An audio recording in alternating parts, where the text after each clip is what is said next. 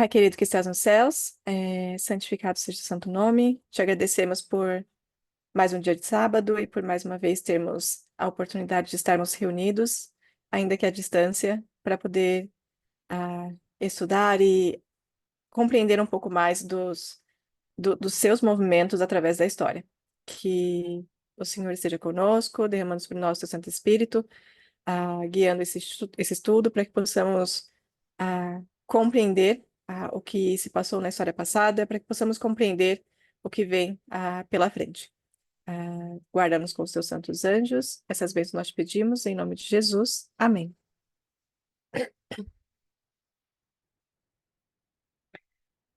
Bom, mais uma vez, um feliz sábado a todos e bom dia. É, eu confesso que eu separei muito material para falar hoje. Eu acredito que vou conseguir concluir tudo hoje, mas eu quero deixar alguns pontos, ah, comentar em alguns pontos.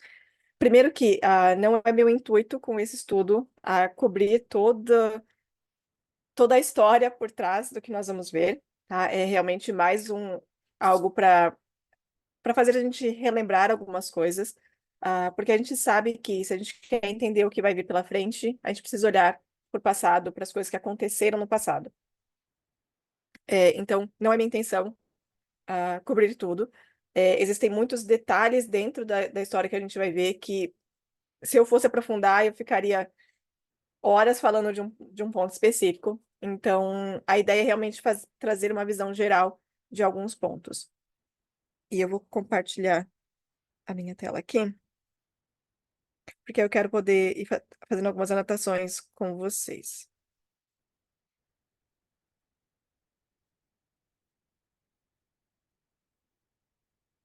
Vocês estão vendo a tela direitinho, né? Eu acho que sim. Minha caneta está funcionando, então tá Dá pra ver, sim. maravilha. Então, eu quero começar trazendo um texto da Ellen White que eu acredito que a maioria aqui conhece, embora não seja de um livro, colocar assim, tradicional, que tem no português, não tem no português esse, que é um texto que está no Bible Echo, de 26 de agosto de 1895, e são parágrafo 10 e 11. E diz assim: a ciência e a história não podem, por si sós, tornar os homens sábios para a salvação, mas por meio do auxílio do Espírito Santo, que em resposta à oração será dado para guiá-los a toda a verdade, a ciência e a história podem ser usadas como uma luz clara e definida, combinada com a da palavra escrita e inspirada. Há lições a serem aprendidas com a história do passado, e chamamos a atenção para elas para que todos possam entender que Deus trabalha da mesma forma que sempre trabalhou. Sua mão é vista em sua obra e entre as nações agora, da mesma forma que tem sido desde que o Evangelho foi proclamado pela primeira vez a Adão no Éden. Parágrafo 11. Aqui, eu não vou ler o parágrafo 11 todo, tá? Mas eu quero trazer alguns pontos aqui que são bem importantes. Há períodos que são pontos de virada na história das nações e da igreja. Na providência de Deus, quando essas diferentes crises chegam, a luz para aquele momento é dada. Se ela for recebida, haverá progresso espiritual. Se for rejeitada, haverá declínio espiritual e naufrágio. Eu quero trazer um outro ponto que eu esqueci de colocar um dos motivos de eu estar trazendo esse estudo foi até algo que eu conversei com o Pedro, acho que uns 2 meses atrás, depois de uma apresentação do Ancião Parminder, quando ele falou da combinação de estudos para se chegar a um estudo específico. E eu comentei com o Pedro como eu estava enxergando que as coisas elas estão se encaixando perfeitamente. E quando você olha para esse texto, por exemplo, que é a escolha de palavra muito específica, né? Muito o detalhe como ele é importante. A questão de se a luz é recebida, progresso espiritual, se rejeitada, declínio espiritual e naufrágio, que é uma palavra que a gente está bem familiarizada e conecta muito com Atos 27.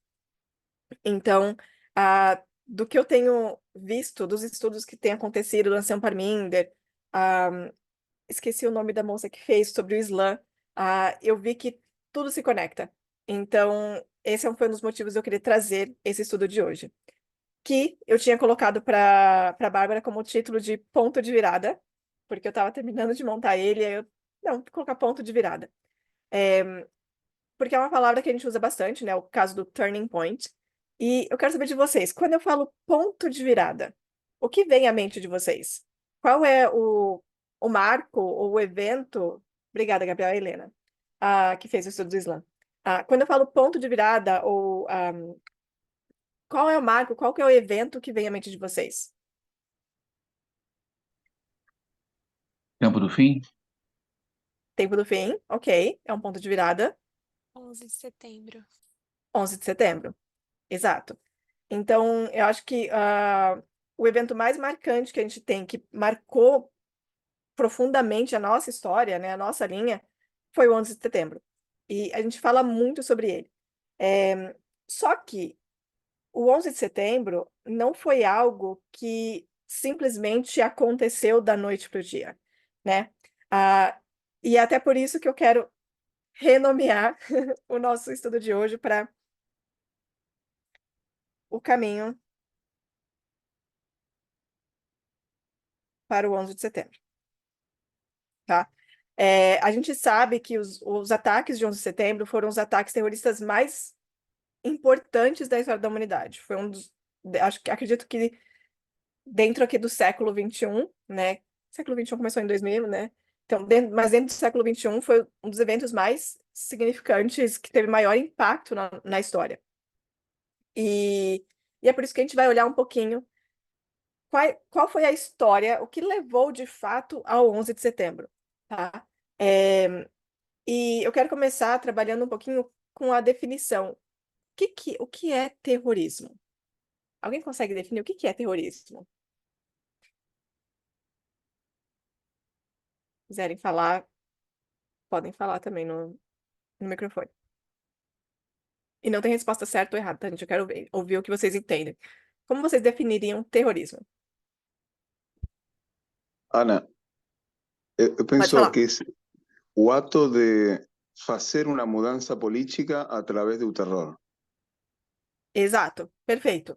Então, o terrorismo, ele pode ser melhor definido como a violência ou a ameaça de violência com o objetivo de obter mudanças políticas fundamentais. Então, é a prática, né, de atentados e de destruições por grupos, cujo objetivo é a desorganização da sociedade existente e a tomada do poder, tá? E, no geral, quando a gente pensa em terrorismo, em terroristas, né, os terroristas, eles se veem como guerreiros, né, relutantes, lançados na defensiva contra agressores predatórios, né? O que eles fazem é meio que dentro da visão deles, como um mecanismo de defesa daquilo que eles acreditam, naquilo que eles têm como filosofia de vida. Então, eles acham que eles não têm escolha a não ser usar a violência, tá? E essa era exatamente a concepção de Bin Laden, de que todos os terroristas poderiam mudar o curso da história, tá? Que através dos atos terroristas você poderia mudar a sociedade existente, tá? E só que quando a gente fala do 11 de setembro, como eu mencionei, ele não aconteceu da noite para o dia, não foi assim, de uma hora para outra, né? O caminho para o 11 de setembro ele começa décadas antes, tá? No coração da Guerra Fria. Então a gente consegue conectar o 11 de setembro ao período da Guerra Fria com um evento muito específico, que foi a invasão soviética do Afeganistão, lá em 1939. Tá, então a invasão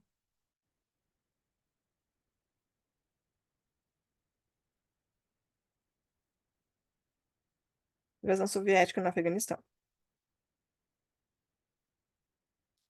O que é muito interessante de notar, porque eu já vi em muitos estudos a gente fazer exatamente isso. Se eu tiver a linha aqui, onde eu coloco 11 de setembro e 89, frequentemente a gente coloca esse período como período de trevas, certo? Me corrija se eu estiver errada, mas acredito que não. Então, esse período que antecede o período de escuridão, né? Parte do período que antecede o 1989. Então, vamos colocar aqui assim, os eventos que levaram, que culminaram no 11 de setembro, eles têm início nesse período, tá? E é muito interessante que a gente considera o 11 de setembro como ponto de virada, porque algumas pessoas consideram esse período aqui como um ponto de virada também na história da humanidade. Pela questão de o que se sucedeu aqui nesse período, nesse intervalo de 10 anos, foi um evento fundamental que teve um grande efeito, não apenas no restante do século XX, né, do período de 89 a 99, né, mas também teve um efeito gigantesco, né, nas primeiras décadas do século XXI, que foi de 2000 em diante, tá? Então, mas olhando um pouquinho esse período da história aqui, da invasão soviética no Afeganistão, esse período foi um evento crucial da Guerra Fria e teve repercussões duradouras.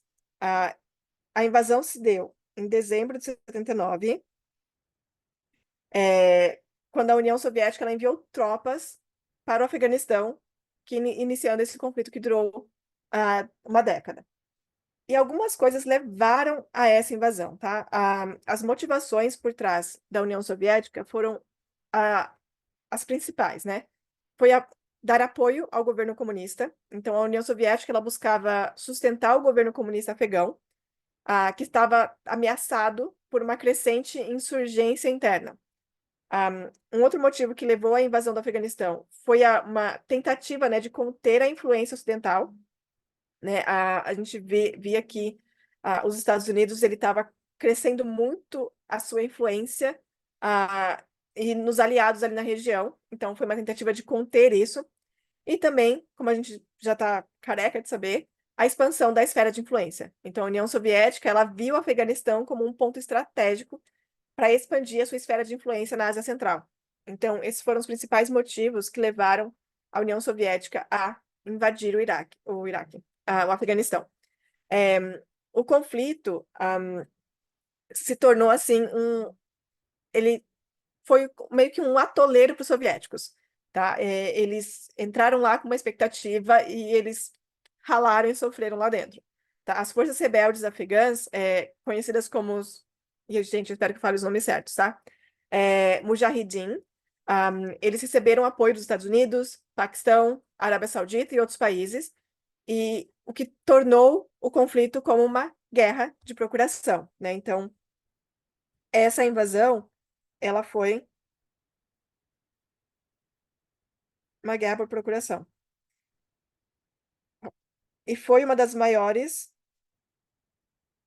ela está entre as 4 maiores guerras por procuração do período da Guerra Fria, tá? A gente tem a Guerra Coreana, a Guerra do Vietnã, a crise dos mísseis de Cuba e a guerra no Afeganistão, tá? Essas são as 4 maiores guerras por procuração da Guerra Fria. Então, e a guerra foi marcada por brutalidade e sofrimento da população afegã. Os soviéticos eles usavam táticas de terra arrasada, que é o bombardeando vilas e campos, enquanto os mujahideen empregaram táticas de guerrilha, tá?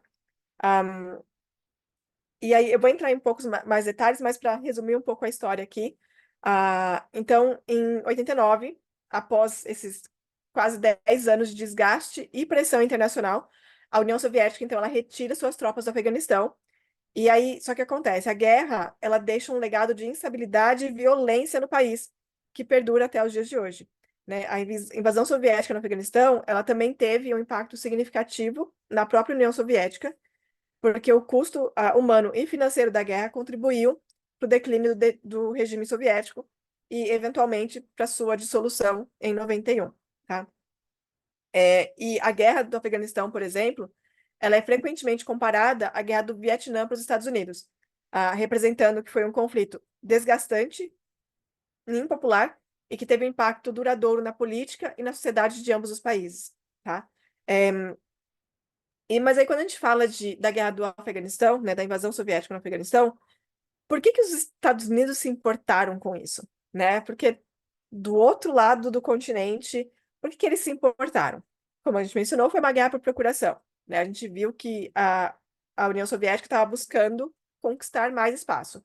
Então, os Estados Unidos ele se importou com isso, exatamente por isso, porque a União Soviética, que era o outro lado da equação da Guerra Fria, que já durava aí décadas naquela época, né? Desde 1948, com um custo de cerca de 10, mais, na verdade, mais de 10 trilhões de dólares.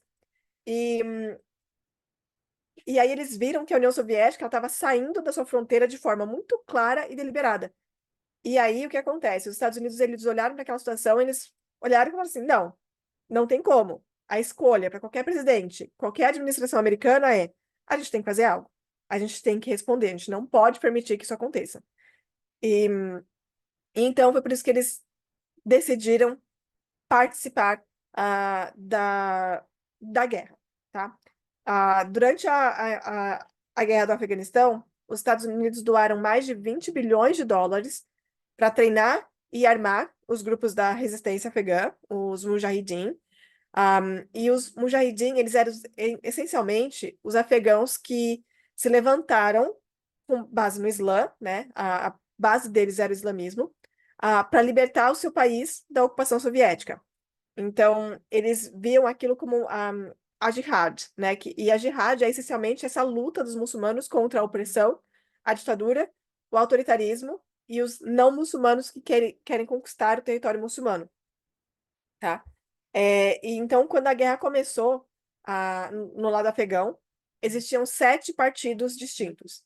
Eles representavam grupos étnicos e tribais e eram separados por fundamentalistas ou moderados, tá? E entre os 4 fundamentalistas estava um chamado Gulbuddin Hekmatyar. Ele foi um dos líderes do Mujahideen. Ele sempre usava um turbante preto e todos no mundo, com exceção daqueles que eram seus comandantes, odiavam ele absolutamente, tá? Existe um boato de que foi ele que começou a tendência de jogar ácido no rosto das meninas, porque naquela época, e quando eu vi sobre isso, eu fiquei assim, é difícil de imaginar até. Naquela época, quando começou a guerra no Afeganistão, lá em 1979, as mulheres naquela época, elas não se cobriam, elas usavam saias e vestidos, elas iam para as universidades, então elas viviam uma vida completamente diferente, que quando a gente olha hoje, né, para ver como eles vivem hoje, a gente fala, como é possível ir daquilo para o que eles estão hoje? Então, para ver a transformação que foi acontecendo nesse período, em especial por conta dessa guerra no Afeganistão.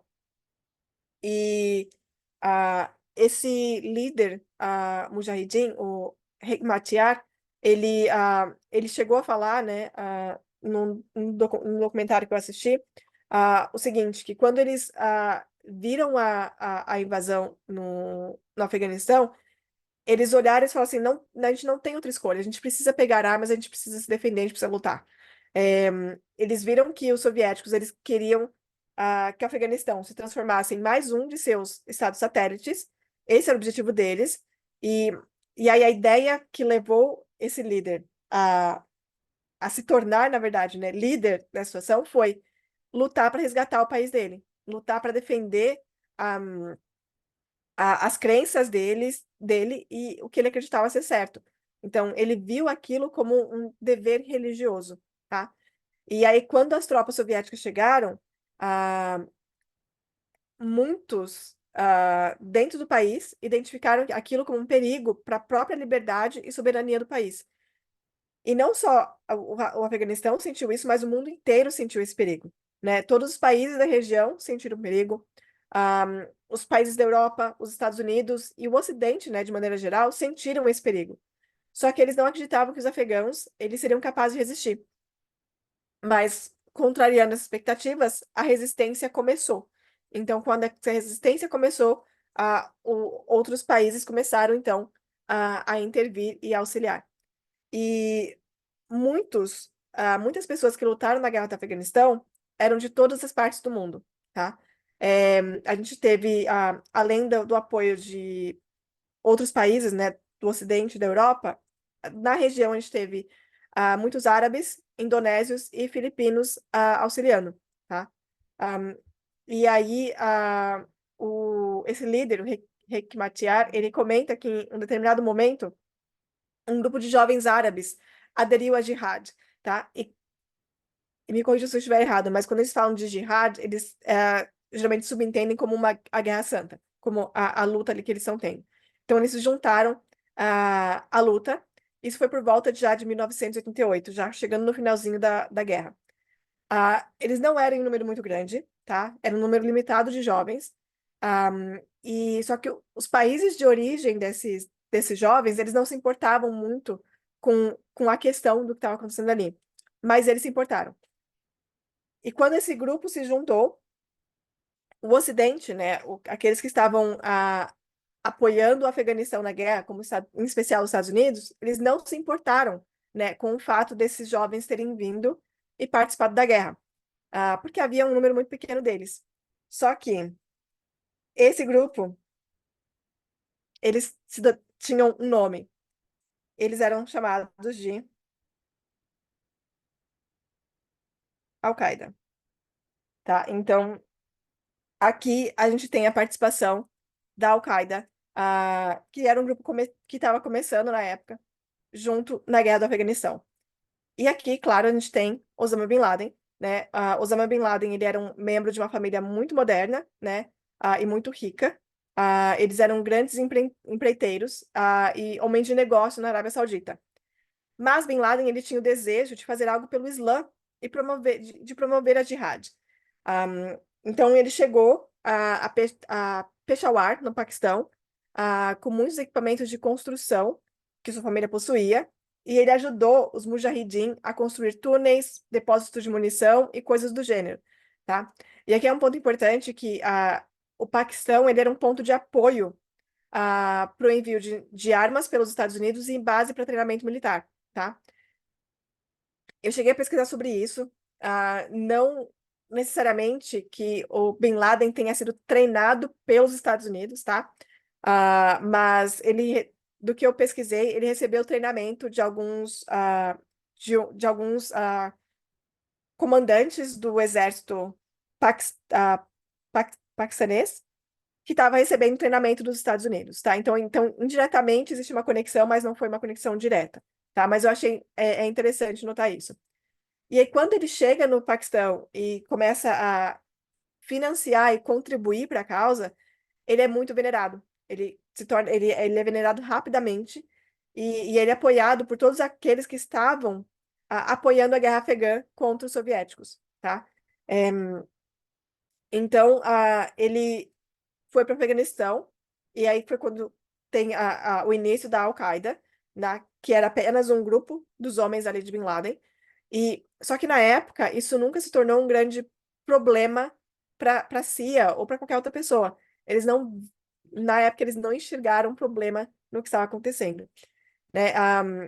Só que uma grande questão também da época é que na década de 80 as pessoas estavam consumidas pela Guerra Fria e pela ameaça da União Soviética, né? Então o foco do mundo inteiro, em especial dos Estados Unidos, estava no que estava acontecendo ali. Só que nos bastidores houve algo que foi muito mal compreendido e algo até subestimado, que foi o que que era o que estava acontecendo internamente no Afeganistão, que era uma fusão de política e religião. Então, e que a gente sabe que isso aqui é ruim. Então, o que acontecia nas mesquitas do interior do Afeganistão, os professores, eles começaram a convocar as pessoas a se juntarem à luta, dizendo a eles que a jihad era obrigatória para eles. Então, aqui a gente começa a ver essa junção de política com religião, e a gente começa a ver, nesse período, um apelo aos muçulmanos de todo mundo para que eles viessem a lutar no Afeganistão.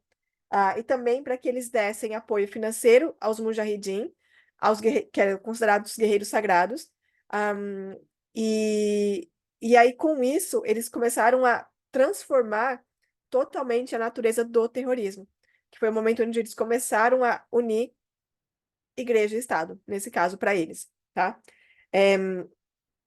E naquela época, durante a guerra no Afeganistão, os afegãos eles começaram a fazer pressão por uma arma específica, que eram os mísseis Stinger. Eram mísseis que eram usados para bater aviões. E não só os afegãos estavam pressionando para ter esses mísseis, mas também os próprios políticos americanos e funcionários da CIA. E aí, depois de muita pressão, finalmente o presidente Reagan ele concordou em dar um número limitado de mísseis, desses mísseis, né, para a guerra no Afeganistão. No caso, quando eu falo da guerra no Afeganistão, lembrando, né, que é a guerra da invasão soviética. E aí, então, eles foram treinados, esses mísseis foram dados, e eles foram treinados para bater esses aviões quando eles pousavam nos aeroportos soviéticos. E isso foi, se eu posso usar essa palavra, foi um ponto de virada dentro da história dessa guerra. Porque quando os mísseis chegaram, eles saíram em uma missão, numa cidade próxima, para derrubar um avião soviético e um helicóptero. E depois disso, depois deles conquistarem essa vitória, digamos assim, a moral afegã, ela mudou. Ela deixou de ser aquela de esperar pacientemente por algum martírio ou algo nesse sentido, mas passou a ser, vamos esperar mais nada, a gente vai causar problema. E funcionou, foi isso que aconteceu. Desde que os mísseis chegaram ao Afeganistão, os soviéticos nunca mais tiveram um dia de paz. Foi assim, do momento que os mísseis chegaram até eles irem embora. E isso transformou a guerra, né? Foi um ponto de virada na história da guerra. E aí, então, em 89, se não me engano, foi a época de março ou abril, não lembro agora exatamente a data, ou foi fevereiro, de 89, os últimos soldados soviéticos, eles deixam o Afeganistão após aí quase 10 anos de guerra. 10 anos de ocupação e morte.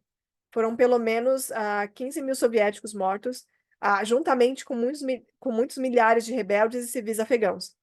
E se vocês pesquisarem na internet sobre vídeos ou fotos da saída da União Soviética do Afeganistão, vocês vão ver que nos tanques, né, os soldados eles estavam sentados nos tanques, eles acenavam, sorriam e gritavam, porque eles estavam partindo e eles estavam aliviados, né, de tanto que eles sofreram nos últimos anos por conta dessa mudança no cenário da guerra.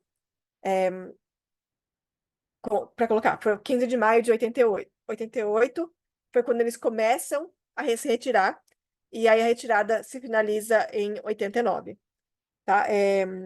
E aqui, ó, estima-se que mais de 1 milhão de afegãos foram mortos e milhões foram deslocados. E a União Soviética também sofreu perdas pesadas, com cerca de 15 mil soldados mortos em combate.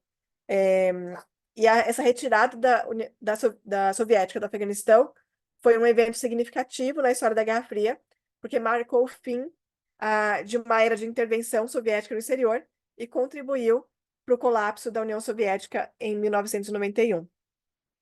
Deixa eu ver se tinha mais alguma coisa desse aqui para eu ler para vocês.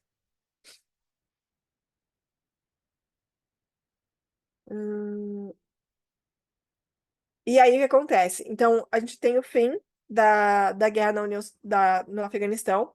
E aí, no início da década de 90, os Estados Unidos eles estavam se sentindo muito triunfantes, né? Você tem o primeiro presidente Bush, né, o Bush pai, inaugurando o que seria, né? Ele até falou isso no discurso dele, uma nova ordem mundial que tinha como objetivo espalhar a democracia e a magnificência do Estado liberal ocidental e do capitalismo pelo mundo. Então, com isso, eles não estavam prestando muita atenção, né? Eles estavam tão fixados no mundo através dos seus olhos, um mundo que era democrático, mas que também era materialista, que eles não conseguiram entender e compreender na época o poder da religião, né? O poder que estava crescendo lá no Afeganistão com essa junção de poder de igreja e Estado. Então, com isso, eles não conseguiram enxergar e entender que o que tinha acontecido no Afeganistão não era um ato final, mas sim um prelúdio de algo muito mais sério e de maior consequência.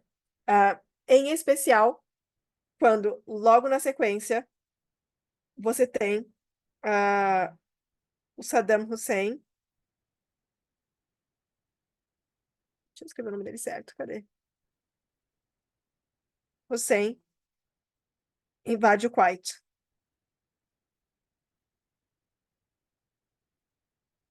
Isso foi em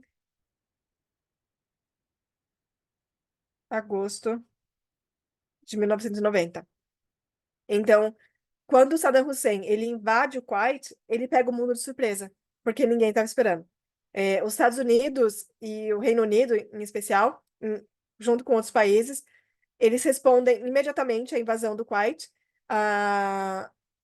que foi por Saddam Hussein, consequentemente pelo Iraque, enviando navios de guerra e forças terrestres para proteger a Arábia Saudita e proteger o restante da Península Arábica de qualquer tentativa do Iraque de expandir o seu controle sobre os suprimentos de petróleo do mundo. Tá? Então, e só para entender um pouquinho do contexto dessa invasão do Kuwait por Saddam Hussein, que foi conhecido como a Guerra do Golfo, né? Isso aqui é chamado de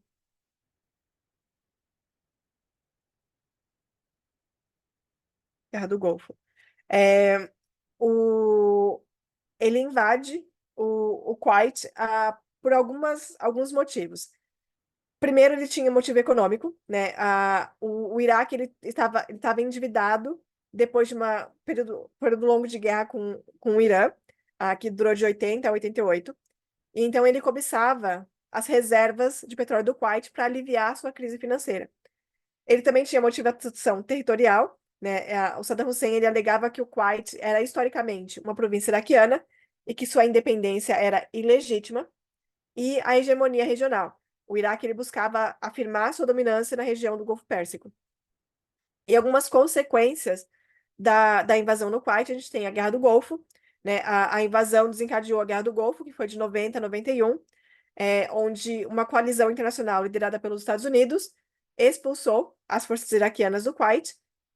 Ele sofreu sanções, né? O Iraque sofreu sanções pesadas, econômicas e isolamento internacional após a guerra, o que levou a uma crise humanitária, né? A invasão e a guerra causaram um enorme sofrimento humano, com milhares de mortos e refugiados, e o que levou a uma instabilidade também regional. A região do Golfo Pérsico permaneceu instável por anos, com o Iraque sob o regime do Saddam Hussein, representando uma ameaça constante. Mas o ponto principal dessa Guerra do Golfo foi o seguinte: a invasão do Kuwait e a Guerra do Golfo tiveram um impacto duradouro na geopolítica do Oriente Médio, e, além disso, a intervenção americana e a derrota do Iraque, por um lado, fortaleceram a influência dos Estados Unidos na região, mas também, por outro lado, alimentou o ressentimento e o extremismo em alguns setores da sociedade árabe. Então, isso foi um ponto também crucial que levou, o que deu motivos para o ódio contra os Estados Unidos, tá? E só que na época, quando você conversava com as pessoas do governo dos Estados Unidos, perguntando, quem é Bin Laden? A maioria delas dizia, ele é só um financiador. Ele só financia as causas islâmicas ao redor do mundo.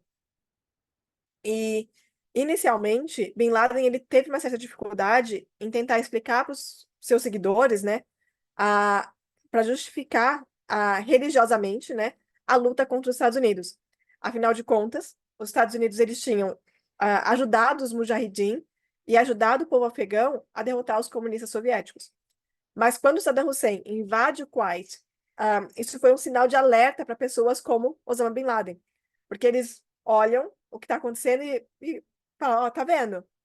A gente está falando disso, os Estados Unidos, eles querem invadir terras muçulmanas.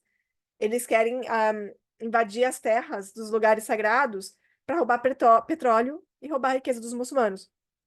Então, isso solidificou, né, essa invasão do Kuwait pelo Saddam Hussein. E essa resposta imediata, esse auxílio imediato por parte dos Estados Unidos e também do Reino Unido, solidificou na mente do Bin Laden a ideia de que os Estados Unidos não eram diferentes da União Soviética e que estavam, por meio da estratégia, né, da ideia de proteger a Arábia Saudita, tentando subjugar os povos muçulmanos e também assumir o controle do recurso natural mais precioso dos muçulmanos, que são as reservas de petróleo e gás natural naquela região do mundo. Então, ele se retratou como um homem solitário, né? Como uma pessoa profundamente devota à sua religião e que estava estava se levantando contra essa maré de influência e domínio ocidental. E dizendo, né, levantando a bandeira de que não, nós temos as nossas próprias crenças, nós temos o nosso próprio de vida, nosso próprio modo de vida, e a gente rejeita tudo isso. E vocês estão tentando impor para nós. Então, com isso, nós não temos escolha a não ser lutar e revidar. E então ele declara a jihad contra os Estados Unidos, abertamente. Ele viu isso como a sua oportunidade de despertar o mundo muçulmano e que eles precisavam começar a pensar em derrotar a outra superpotência remanescente, né? Eles tinham esse sentimento de que derrotamos a União Soviética, agora vamos derrotar os Estados Unidos. E aí que a gente tem a gente vê um desencadeamento de ataques contra os Estados Unidos, né? Se eu colocar aqui, vou tentar fazer aqui. Então, a gente tem o ponto principal, que é o 11 de setembro, mas a gente tem ações que foram acontecendo antes desse período. O primeiro deles que a gente tem foi 1993, que foi a explosão no estacionamento do World Trade Center, foi no dia 23 do 26. 26/2. Então, a gente tem a bomba no World Trade Center. Isso aconteceu por volta de 12h15.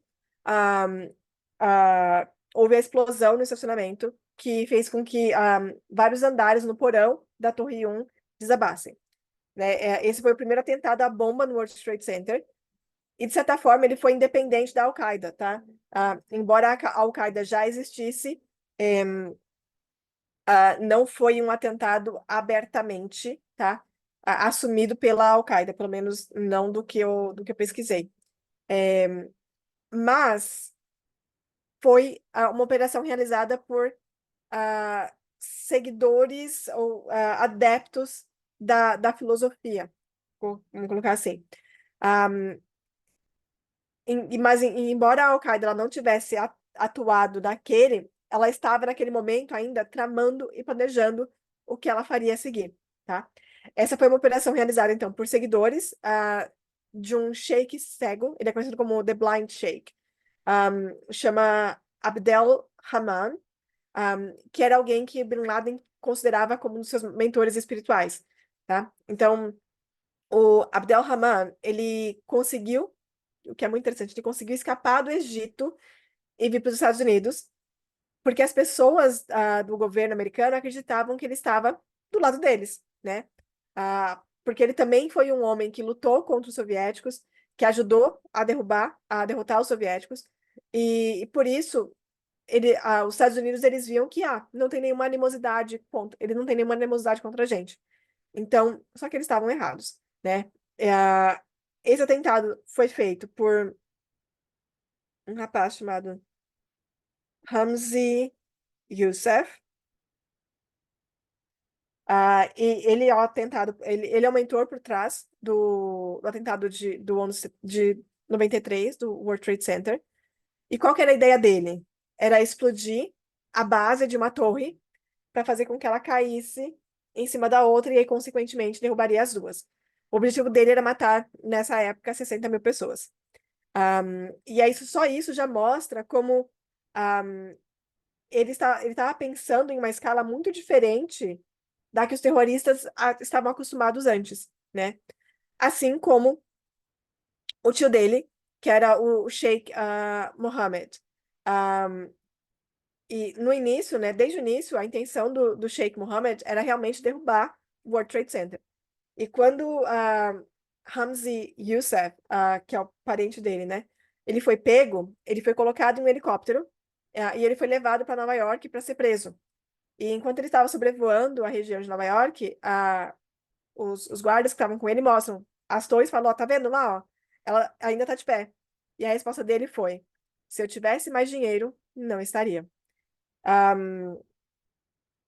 E aí isso mostra, né, essa resposta dele mostra que a gravidade, né, desse ataque em 93 não foi o fato de que foi o fato de não ter sido um fenômeno isolado, né? Não foi só isso que aconteceu. No mês seguinte, no mês de junho, né, ainda que em 93, isso aqui foi fevereiro, um outro plano, um outro complô foi descoberto. Existia uma célula, né, um grupo que eles estavam com um plano de assassinar o presidente do Egito, que estava nos Estados Unidos, o Mubarak. Eles iam explodir os túneis Holland e Lincoln. A ideia deles é colocar bombas nos túneis. A ideia deles também era atirar nos guardas do edifício federal, que fica em Nova York, entrar no prédio, explodir o edifício e procurar outros pontos de referência na cidade de Nova York para atacar. Eles foram literalmente impedidos no último minuto. E aí, com isso, a gente consegue ver que os ataques eles não foram isolados, eles foram crescendo. A gente tem em... Deixa eu ver a data aqui. Em 96, eles começam, então, depois disso que aconteceu, né? Em 93, o FBI e outras pessoas da comunidade de inteligência, né? Eles começam a se concentrar nessa ameaça da jihad. Nessa época, o Bin Laden estava no Sudão, tá? Ele já tinha declarado abertamente a jihad, declarado guerra contra os Estados Unidos. E o Bin Laden, ele dizia, né? Ele dizia nas suas entrevistas que os muçulmanos eles ardiam de raiva contra os Estados Unidos e que para o seu próprio bem os Estados Unidos deveriam sair da Arábia Saudita, né? E chegou um ponto onde os sudaneses eles vieram até os americanos e perguntaram: vocês querem ele?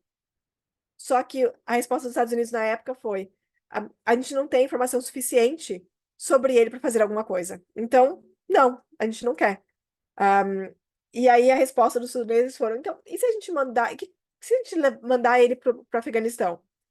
E aí tanto os sauditas quanto os americanos respondem: que ideia maravilhosa! Lá é longe, que tipo de problema será que ele pode se meter por lá, né? E quão errado eles estavam em fazer isso. Então, porque qual que era o cenário no Afeganistão, né? É importante colocar que depois que os Estados Unidos deixaram o Afeganistão em 89, todas as partes, né, com as quais os Estados Unidos tinham o costume de lidar, começaram a disputar posições. E de fato, se a gente olhar para o que aconteceu, os Estados Unidos, eles não simplesmente saíram, eles abandonaram o país, né? Porque muito provavelmente não. Na verdade, eles não pensaram em cuidados posteriores no caso de uma vitória, que foi o que aconteceu. Então, a partir do momento que a gente vê a saída dos soviéticos em 89 e, na sequência, a saída dos Estados Unidos, não existia um acordo político dentro do Afeganistão. E isso levou automaticamente e imediatamente a uma guerra civil. Então, nesse período, Cabul, que é a capital, foi completamente destruída, né? E então, quando Bin Laden ele chega no Afeganistão, existia um grupo, né, que estava vencendo a batalha, que aconteceu nessa guerra civil que aconteceu após a retirada de ambos os países da guerra. E entre todos os mujahidin, eles eram os que estavam vencendo. E esse grupo se chamava Talibã. Tá? Então, o Talibã ele surgiu como essa força, né, que faria o bem e faria melhor e traria paz no Afeganistão. O que essencialmente no início aconteceu. Porque quando eles chegaram em Kandahar, que é a segunda maior cidade do Afeganistão, eles expulsaram todos os pequenos chefes de guerra. Só que o Afeganistão da década de 90 era como um outro mundo. Estava completamente e totalmente destruído. O Talibã ele não permitia com frequência a entrada de estrangeiros. Todas as estradas estavam destruídas, cheias de crateras por toda parte. E mesmo depois de anos do fim da guerra da União Soviética, da invasão soviética, você ainda via veículos blindados soviéticos, tanques tombados, quebrados e enferrujados por toda parte. Isso porque a guerra já tinha acabado há quase 10 anos, mas ninguém tinha limpado. Então, você vê o Talibã ele surgindo, ele trazendo esse período de paz inicialmente, só que o que acontece? Com isso vieram diversas mudanças, né? Em especial, se a gente trouxer para dentro do nosso contexto, as mulheres, né? As mulheres elas não podiam mais andar sozinhas ou desacompanhadas do marido ou de um membro masculino da família. Então, quando você encontrava uma mulher na rua, ela estava sempre coberta, né, com a burca da cabeça aos pés, e elas foram proibidas de irem à escola. Então, o que é um contraste muito gigantesco com o cenário pré-guerra, né? Quando você tinha elas não precisavam estar cobertas, indo para faculdades, usando roupas normais, né? Então, o Talibã, eles acabaram com a guerra civil, mas eles impuseram esse tipo de paz meio medieval à sociedade, né? E esse governo, o governo do Emirado Islâmico no Afeganistão, ele durou cerca de 7 anos, de início a fim. E muitas pessoas olham para esse período como com lembranças até que boas, por conta do senso de segurança, né? Só que os extremistas muçulmanos, né, esse grupo da milícia do Talibã, eles não apenas pisotearam os direitos das mulheres, como eles proibiram muitos dos prazeres modernos. E desde que eles se tornaram a maior parte no Afeganistão, eles transformaram o país em um refúgio para alguns dos terroristas mais perigosos do mundo. Osama Bin Laden sendo um deles. E Bin Laden, ele contribuiu muito para um dos líderes do Talibã, que foi a Mullah Omar. E com o apoio de Bin Laden, isso fortaleceu a posição de Omar. Porém, Omar, na época, pediu, né, dizem que ele teria pedido a Bin Laden que ele não lançasse nenhum ataque contra os americanos a partir do solo afegão. Só que era bem sabido que o Bin Laden não ficaria sentado sem fazer nada. Então, a gente tem em 98, tá? Deixa eu colocar aqui. Em 1998, no 8º aniversário do envio das primeiras tropas americanas para a Arábia Saudita, o Bin Laden ele lança ataques simultâneos contra a embaixada dos Estados Unidos na África, em Nairobi, no Quênia, e em Dar el Salam, na Tanzânia, na África Ocidental. Ataque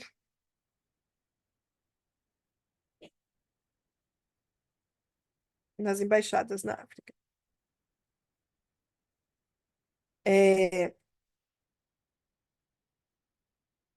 E o fato desses ataques terem sido simultâneos apenas aumentou a ameaça de que os terroristas poderiam atacar mais de um lugar ao mesmo tempo, tá? E aqui tem uma reportagem do LA Times, de 26 de dezembro de 98, que o título é Bin Laden incita os muçulmanos a matar americanos para vingarem os iraquianos. Então, isso foi logo após a invasão na Arábia Saudita e um pouco depois desses ataques nas embaixadas. E aqui diz o seguinte, dentro dessa reportagem, o Bin Laden, ele declara o seguinte, o povo britânico e americano declarou em voz alta o seu apoio à decisão dos dirigentes de atacar o Iraque. Por isso, os muçulmanos têm o dever de confrontar, lutar e matar os britânicos e os americanos. E tudo que lhes possa ser retirado pela força é o prêmio legítimo dos muçulmanos. É isso que Bin Laden ele afirmou. E só que olhando para o cenário, eles entendiam, né, os Estados Unidos e o mundo entendia que a Al-Qaeda ela não ia simplesmente fazer as malas e voltar para casa, né? Que eles tentariam fazer outras coisas. Só que aí os Estados Unidos eles tinham acesso a algumas informações. Eles, dentro desse período ainda, eles tiveram informações de que eles estavam planejando bombardear alguns hotéis na Jordânia. Além disso, eles planejavam assassinar o Papa João Paulo II, quando ele estivesse realizando batismos no Rio Jordão. E eles tinham planos de atacar peregrinos que vinham de Israel para a Jordânia pela fronteira terrestre. Foi um grande complô, e cada um deles foi derrubado, tá? Cada um deles, eles conseguiram intervir e, e remediar. Só que aí, em dezembro, isso aqui é bem interessante, em dezembro de 99, em uma entrevista com o presidente Bill Clinton, quando perguntaram para ele se ele esperava ou se preocupava que houvesse algum incidente antes do primeiro dia do ano, né, do ano 2000, o Bill Clinton responde o seguinte: estamos em estado de alerta máximo e estamos trabalhando muito nisso. Mas eu diria ao povo americano que eles devem continuar com seus afazeres e comemorar as festas de fim de ano, como fariam. Só que 2000 não foi um ano tranquilo. A gente tem aqui, isso foi em outubro de 2000,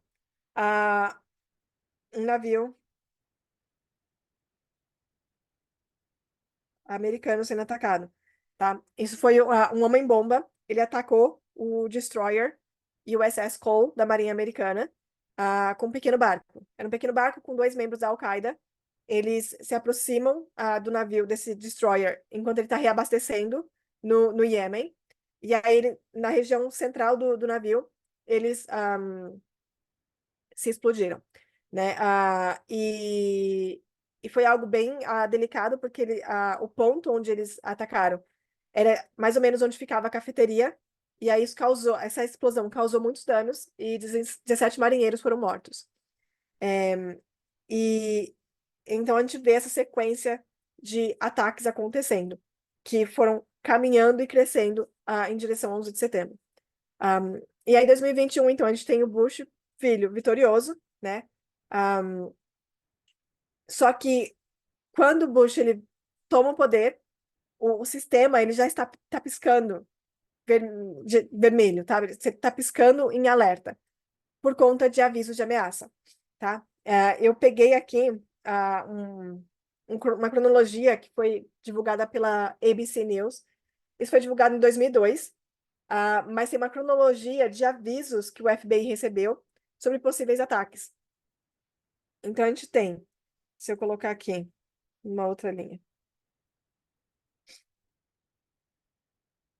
18 de abril, a gente tem a Administração Federal da Aviação emitindo um aviso de que era o seguinte: a FAA não dispõe de informações credíveis sobre planos específicos de grupos terroristas para atacar os interesses da aviação civil dos Estados Unidos. No entanto, sabe-se que alguns dos atuais grupos ativos planejam e treinam sequestros. A FAA incentiva as transportadoras americanas a demonstrarem um elevado grau de alerta. Depois, a gente tem 22 de junho, a FAA emitindo uma circular informativa também destinada às transportadoras aéreas privadas. Mesma coisa, embora não tenhamos informações específicas de que essa ameaça seja dirigida à aviação civil, o potencial para ações terroristas, como desvio de uma companhia aérea para libertar terroristas encarcerados nos Estados Unidos, continua a ser uma preocupação. Depois a gente tem 26 de junho, o Departamento de Estado emite uma advertência mundial aos americanos que viajam ou vivem no estrangeiro. Depois aqui, não tem a data exata, mas fim de junho também.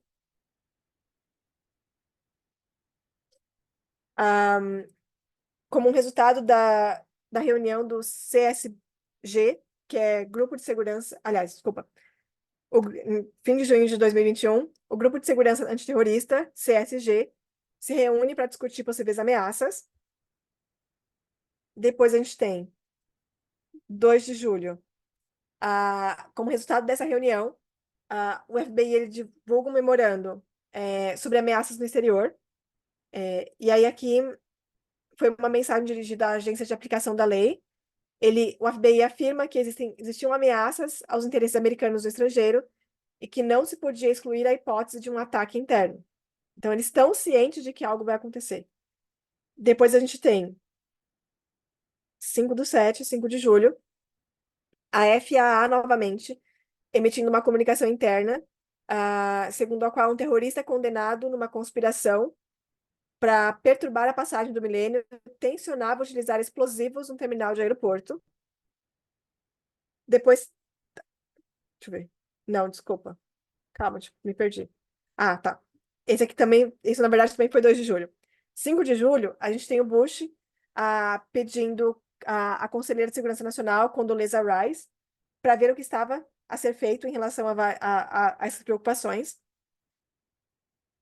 Depois, dia 6 de julho, a gente tem o Grupo de Segurança Antiterrorista se reunindo novamente e suspendendo as viagens não essenciais do pessoal antiterrorista dos Estados Unidos, devido à preocupação com potenciais ataques em Paris, Turquia e Roma. E depois, meados de 2001, de julho de 2021, a gente tem o G8 em Gênova, na Itália, que foi marcada por preocupações com uma ameaça específica contra o presidente Bush. Então, em julho de 2021 também, a FAA ela alerta sobre possíveis sequestros de aviões. Então, a gente consegue ver que eles estavam prevendo algum tipo de ataque em algum lugar, mas eles não tinham ideia de que forma ela viria, não sabiam onde seria, mas eles estavam recebendo muitos dados ao mesmo tempo. Então, a grande dificuldade que eles tiveram foi eles recebiam uma informação e para seguir essa informação, como é que você sabia que aquilo era válido ou não, tá? Gente, está acabando, eu prometo. Então, em 6 de agosto de 2001, durante um daily brief, um resumo diário da presidência, com Bush, o tema era Bin Laden determinado a atacar os Estados Unidos. Então, aqui eles diziam o seguinte: relatórios clandestinos de governos estrangeiros e dos meios de comunicação social indicam que Bin Laden deseja, desde 97, efetuar ataques terroristas nos Estados Unidos. Bin Laden deu a entender em entrevistas à televisão americana, em 97 e 98, que os seus seguidores seguiriam o exemplo do bombista do World Trade Center, Hamzi Youssef, e trariam a luta para a América. Após os ataques de mísseis americanos, a sua base no Afeganistão, em 98, Bin Laden disse a seus seguidores que queria retaliar em Washington. E aí,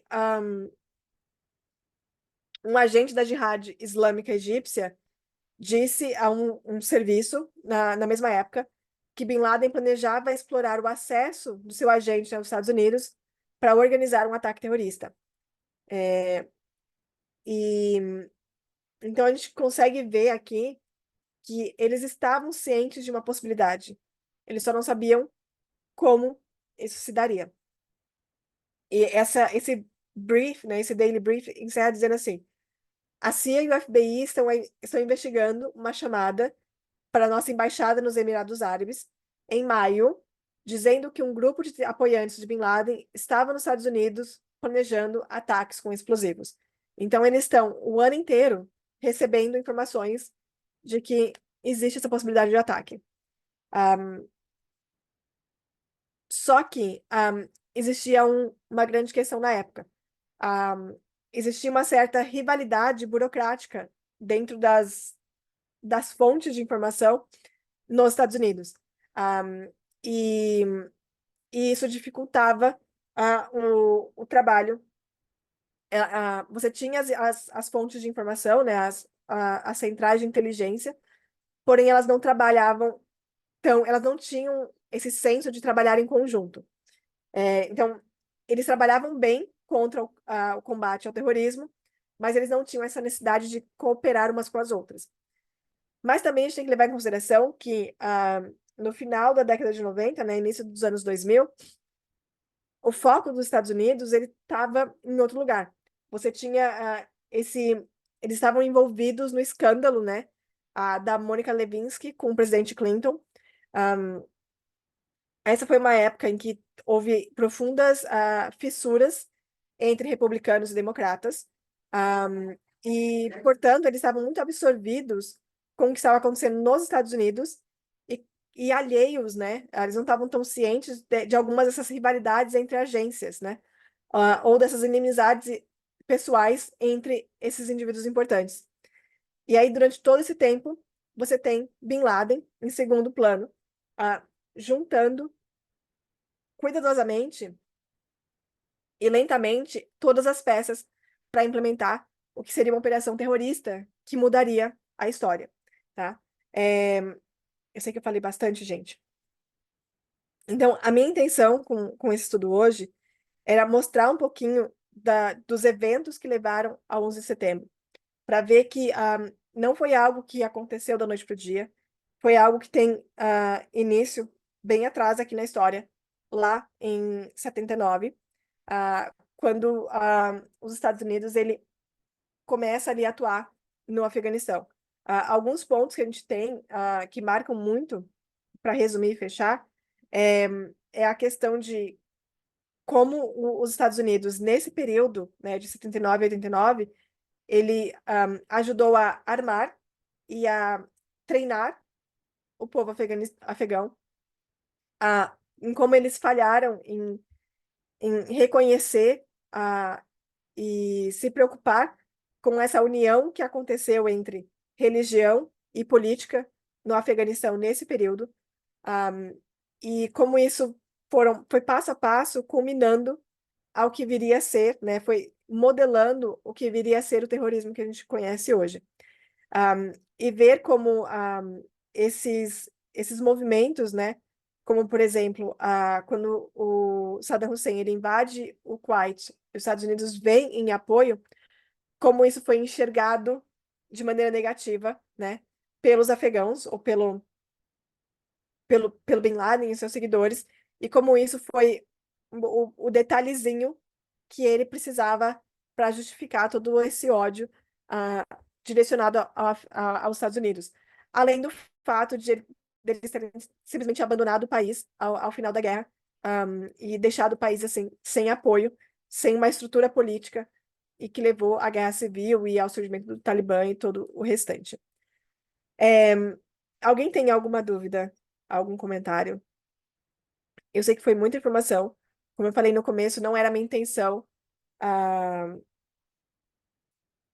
ter uma conclusão de fato nessa sequência. Tem muito mais detalhes que a gente pode encaixar aqui. Eu vejo que tem muita influência aqui, em especial nesse período aqui, que é algo que eu gostaria de trazer depois, que é a questão da conexão do Reagan com o Papa João Paulo II. E existe uma conexão muito interessante de Fátima com a história desses dois nesse período. A gente tem aqui também o fim da Guerra Fria, então a gente tem toda a história da Guerra Fria levando a esse momento. Então, a minha ideia com esse estudo era trazer um pouquinho para vocês como todas essas histórias, todas essas linhas que a gente conhece, elas realmente se conectam nesse momento crucial da história que a gente vive, e como entender o que aconteceu nesse período é fundamental para que a gente entenda o que vai acontecer daqui para frente. Alguma dúvida, alguma pergunta, algum comentário, fiquem à vontade. Eu só queria dizer, como aquela citação que tu colocou no início, né? Quando alguém aceita a luz, tem progresso espiritual. E o movimento aceitou luz. Se formos falar sobre acreditar que o Islã está na profecia, que os cavalos que estão no diagrama são parte da luz adventista e tal. Enfim, bem lá atrás. Uhum, Olha até onde nos levou a acreditar nessas peças, nos levou ao que a gente é hoje. uhum, exato. E é interessante, o que eu achei interessante foi a questão de ver que as palavras escolhidas, né, da questão daqueles que rejeitaram, o ponto final é naufrágio. Então, casa muito bem com o que a gente tem visto dos estudos de Atos 27. O Gabriel comentou, parece ter se repetido com o ataque de outubro de 2023 e o Israel ter apoiado o Hamas no passado.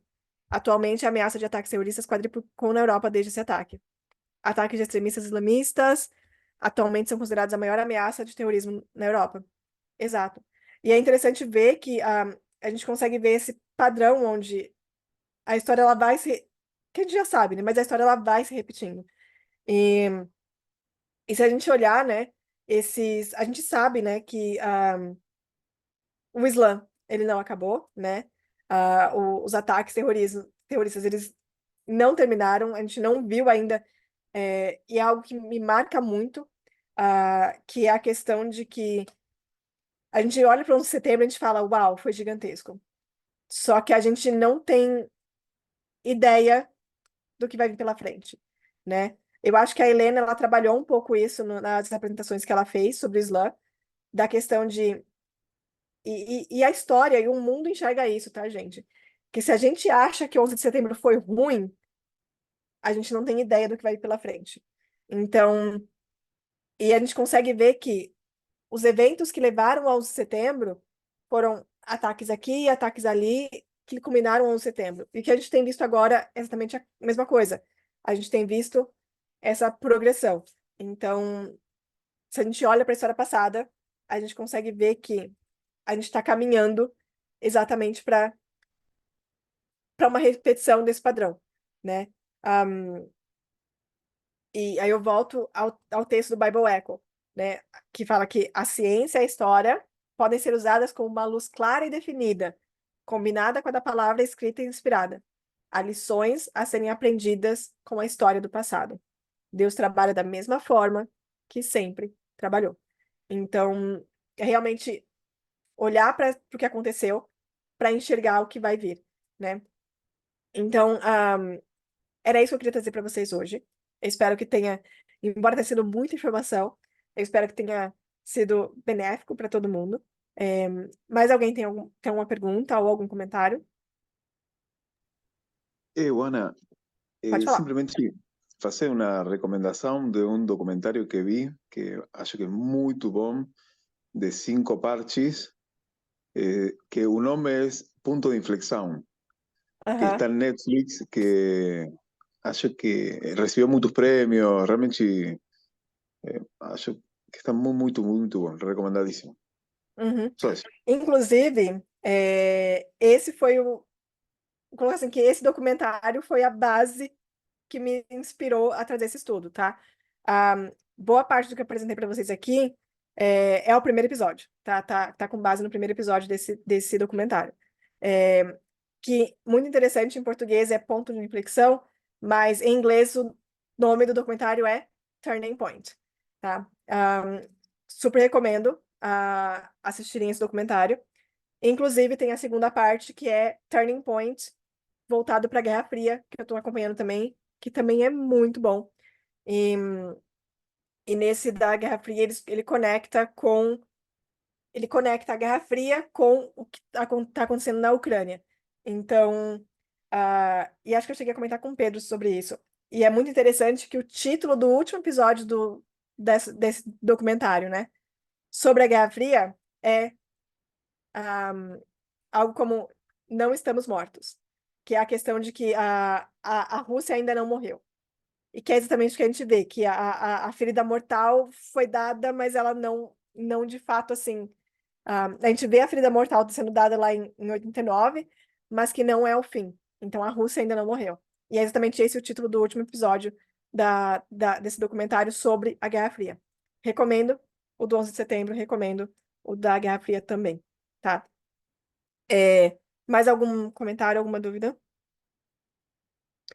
Isso. Eu sei, o Gabriel comentou aqui que o ponto de inflexão é o ponto de virada.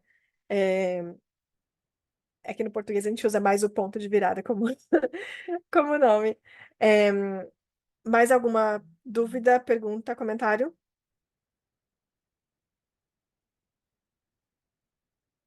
Se não, convido todos a gente encerrar com uma oração.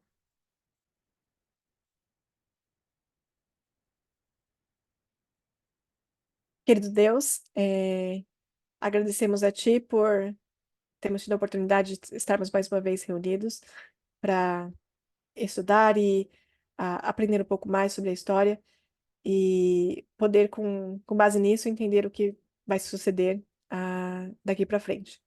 Sabemos que, ao olhar para o passado, nós podemos tirar lições valiosíssimas e pedimos que o Senhor esteja conosco, nos auxiliando, para que possamos reconhecer esses padrões e com isso, estarmos preparados pelo que vem pela frente. Que o Senhor esteja conosco no restante desse sábado, nos abençoando, nos concedendo a sua paz e a sua companhia. Guarda-nos com seus santos anjos e abençoe a cada um aqui presente. É o que te pedimos em nome de Jesus. Amém.